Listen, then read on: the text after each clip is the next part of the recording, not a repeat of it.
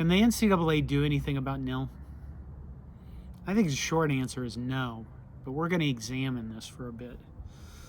This is John Johnston with CornNation, and right now there's two big issues in college football that people say are ruining the sport, destroying it, and that's the transfer portal, which is a different subject, and NIL, which is name, image, and likeness deals that are being made all over the college football landscape.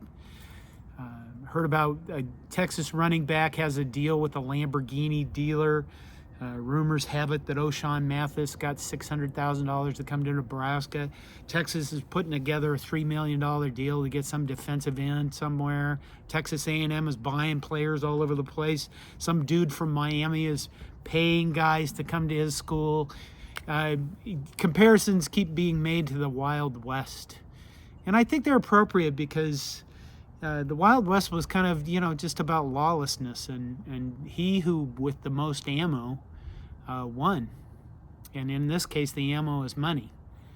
And given that there's no structure to this stuff, there's no salary cap, there's nothing to keep people from just paying players. Whatever. I saw a tweet, but I can't remember who it was from, but they said that some coach had complained that a booster for his school was paying players to come to be on his team that he didn't even want. That's how insane this is. And it sounds fun, except that it looks like it has the potential to ruin college football.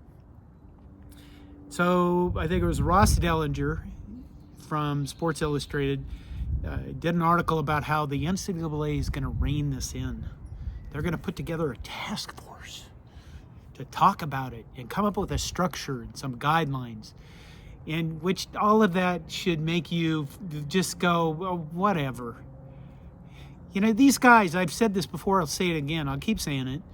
These guys had years to come up with a structure for this, and they didn't do anything.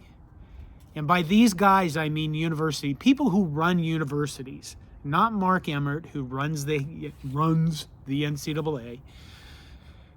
He was just a minion being paid to be a fall guy for all these other people that are running universities and should be making up these rules and the structure around this. And they never did. I'm an IT consultant. I used to get called into a lot of sites where I'd have to do disaster recovery or fix a blown up network. And I always had plan A or plan B and plan C in mind, that if this didn't work, I'd move on to the next thing. If that didn't work, then C was usually terrible.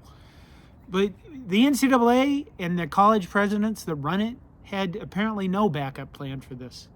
I think there was a comment in one of the articles that they thought that this would just result in players signing mom and pop deals with local pizza dealers or pizza shops. Or why did they think that? Because these are the same people who, back when the Big Ten canceled football season in the fall of 2020, were shocked that there was a backlash against them canceling football season. Because they either live in a bubble or they're complete morons. Or they don't care because they have Mark Emmert to fall back on to go, oh, it's all his fault. And I've found a lot in life that people will let things fail and do shitty stuff all over the place as long as they're not held responsible or nobody thinks they're at fault. So that's your NCAA. Now, can they do anything about this? I think it's a little too little too late. Somebody said something about putting the toothpaste back in the tube. Like that would be a mess, no matter how much you did it. I don't think that they can really do much to rein this in without the federal government. And keep in mind that when this started, right, people started passing laws in states. The states started passing laws. And so you have this smattering of laws all over the place that can be probably interpreted in 83,000 different ways, because that's how lawyers do things. But you don't have a federal law about any of this stuff to set one standard for all of it. And I'm sure that, if the feds got involved, I'm sure they could work out a great compromise that would be a wonderful solution for everybody involved and not completely fuck it up like they do everything else. So you have the NCAA, you have lawyers, you have the federal government, you have people who are unlicensed agents, and you have young people signing deals. What could possibly go wronger with all of this? I have no idea, but it's probably going to happen. Now, Pat Forde earlier today tweeted something about how the NCAA is going to sit some of these people down that are getting these deals and talk to them. And you know, if they talk to them, they're going to have to comply.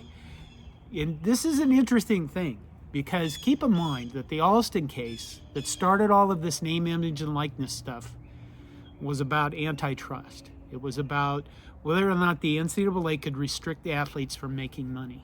It didn't have to do with their eligibility. And the NCAA still has rules.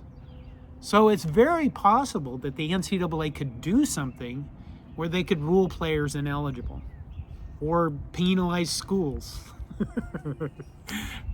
Yeah. But, you know, I mean, most of the things that they would try to do to restrict any kind of money passing hands or do anything like that will just be bashed in by lawsuits. But all that stuff takes time. The stupidest thing they probably could do is try to start ruling athletes ineligible. And I don't really see any good way out of this. The only good way I see out of this is time, where people who have gobs of money give it to some young kid who either doesn't really pan out because he doesn't play that well, or because he just decides to transfer, or because he spends more time driving around in his Lambo than he does actually practicing. You know, in other words, the market evens itself out over time. I want to say that I'd have the faith in the federal government to come up with a law. But no, I don't. You know, there's not really any good way out of this. And as always, I'd like to hear your feedback on it. I'd love to see your comments about what you think. Is this ruining college football? I do think NIL was a good idea, that the athletes should be able to make money off their own likeness. You're talking about TV money coming into colleges that is really huge. Coaches making millions of dollars. And anytime you get any kind of ecosystem that's really balanced, you know, where there's the really poor and there's the really rich, things tend to fall apart. You know, things blow up and they die. You know, French Revolution. People were starving. Marie Antoinette said, let them eat cake, and then later got her head cut off. You know, that's what happens when the ecosystem gets too stretched. So I think NIL was a good idea because it was fair. Now, has it gone too far? Of course it has, because there's no structure to it. What's going to happen next? I don't know. I really don't know. I think that if you're probably not taking part in it, you're kind of an idiot. And if you're taking too much a part of it, your profile's way up there and something's going to happen to you. So just stay tuned. Subscribe. I'll stay on this topic because I think it's interesting, and it's, in a way, it's fun and abusive, and it's probably destroying one of the reasons I like to live. Take care of yourselves. Hope you're doing well. This is John Johnston. Go Big Red.